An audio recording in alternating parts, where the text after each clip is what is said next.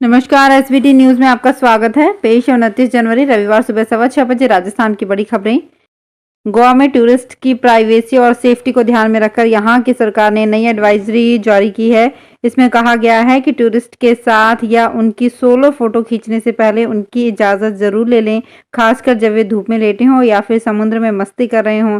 सरकार का कहना है कि इससे पर्यटकों की निजता का सम्मान हो सकेगा। नई एडवाइजरी में गोवा में ओपन प्लेस में खाना पकाना भी बैन कर दिया गया है। ऐसा करने पर 50,000 रुपए तक का जुर्माना हो सकता है। वहीं बीच पर शराब पीने वालों पर भी सख्त कार्रवाई की चेतावनी दी गई है। सरकार ने चट्टानों और खतरनाक जगह पर सेल्फी न लेने को कहा है ताकि हादसे रोके जा सकें। United forum of bank unions ने सुलह बैठक में बनी सहमति के बाद 30 से 31 जनवरी को होने वाली 2 दिवसीय देशव्यापी बैंक हड़ताल स्थगित कर दी है।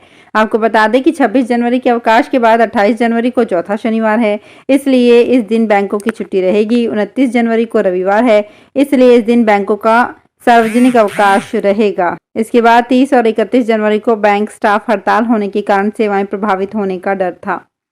राजस्थान में अशोक गहलोत के नेतृत्व में चल रही कांग्रेस सरकार की शिक्षा नीति के विरोध में 5 फरवरी को दिल्ली में अखिल भारतीय कांग्रेस कमेटी के कार्यालय का घेराव किया जाएगा। प्रदेश के शिक्षक और शिक्षक बनने की कतार में खड़े युवा 5 फरवरी को सुबह 11 बजे दिल्ली में जंतर मंतर पर एकत्रित होंगे और पैदल मार्च कर एआईसीसी के कार्यालय पहुंचेंगे। राजस्थान संयुक्त शिक्षक मोर्चा के बैनर तले ये घेराव किया जाएगा। हरपाल दादरवाल ने बताया कि गहलोत सरकार की दोषपूर्ण शिक्षा नीति की ओर कांग्रेस के राष्ट्रीय पदाधिकारियों का ध्यान आकर्षित किया जाएगा। शिक्षकों के इस विरोध को आम आदमी पार्टी और भीम आदमी पार्टी का भी समर्थन है।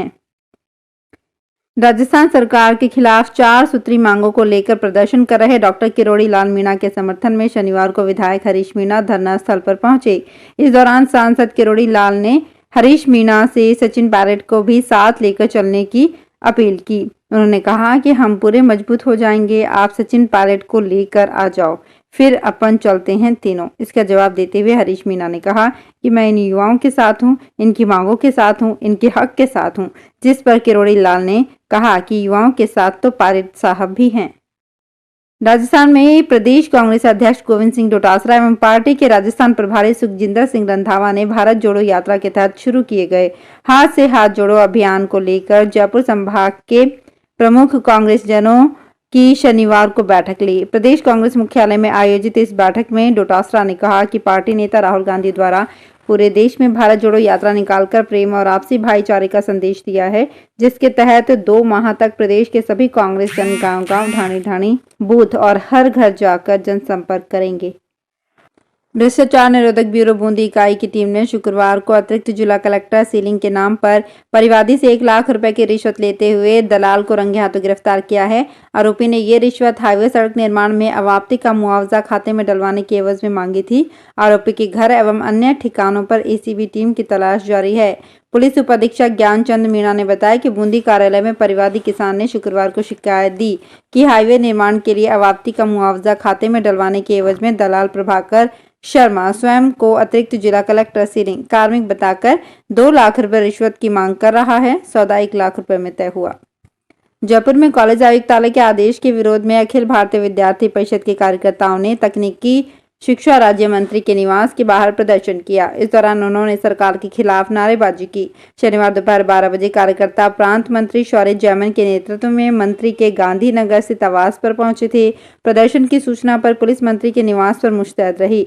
जैसे ही कार्यकर्ता पहुंचे, पुलिस ने उन्हें रोक लिया, लेकिन कार्यकर्ता नहीं माने। कार्यकर्ता आगे बढ़ने लगे तो पुलिस ने हल्का बल प्रयोग किया। पुलिस ने आधा दर्जन कार्यकर्ताओं को हिरासत में ले लिया। राजस्थान राज्य सहकारी निर्वाचन प्राधिकरण की ओर से झुंझुनू, बीकानेर और चूरू जिले में केंद्रीय सहकार सोसाइटियों में संचालक मंडलों के गठन के लिए निर्वाचन कार्यक्रम की घोषणा कर दी गई है। निर्वाचन प्राधिकारी senior additional registrar Brajendra Rajoria के अनुसार क्रय विक्रय सहकारी समितियों के संचालक मंडल की निर्वाचन प्रक्रिया 27 जनवरी को आरंभ कर दी गई है।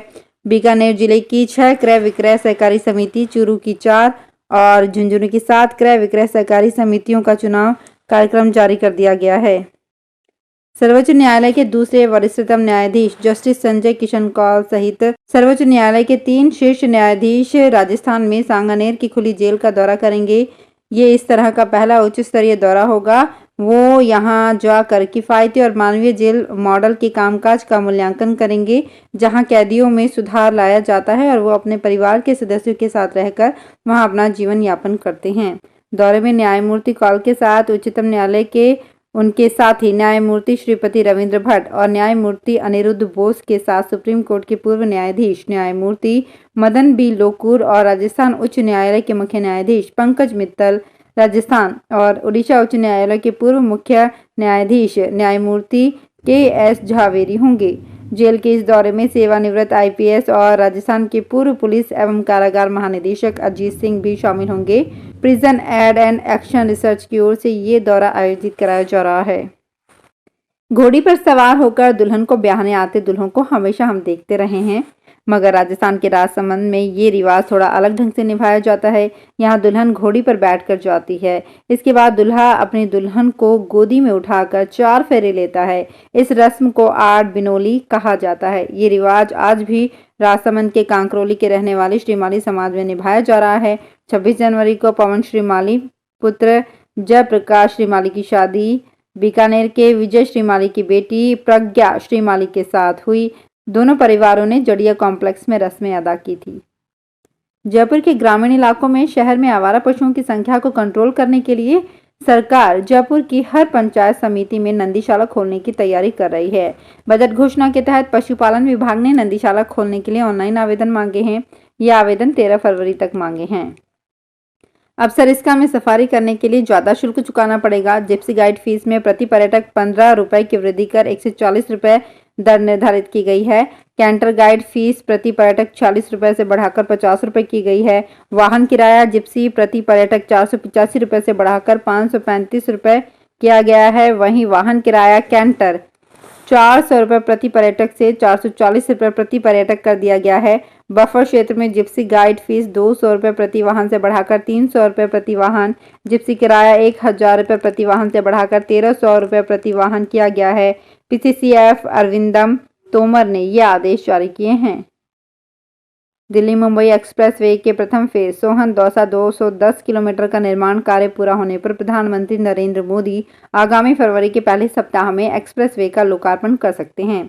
लोकार्पण अलवर जिले में शीतल के पास हो सकता है। हालांकि पीएमओ से जिला प्रशासन और भाजपा को पीएम मोदी के अलवर आने के कार्यक्रम की औपचारिक सूचना नहीं मिली है, लेकिन प्रशासनिक स्तर पर तैयारियां शुरू की गई है।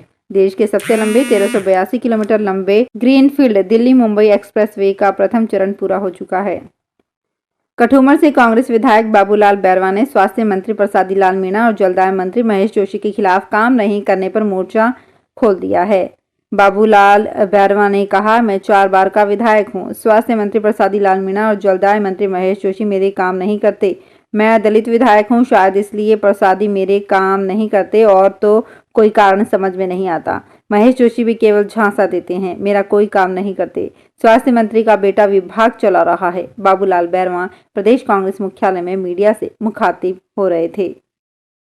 राष्ट्रपति भवन में स्थित मुगल गार्डन का नाम अब अमृत उद्यान कर दिया गया है। आजादी के अमृत महोत्सव के तहत गार्डन का नाम बदला गया है। अमृत उद्यान में 12 किस्म के ट्यूलिप के फूल होते हैं। अमृत उद्यान 31 जनवरी से 26 मार्च तक आम लोगों के लिए खुलेगा। दोपहर 12 से रात के 9 बजे तक लोग उद्यान में जा सकेंगे। तो फिलहाल इस बुलेटिन में इतना ही। फिर हाजिर होंगे कुछ और बड़ी खबरों के साथ।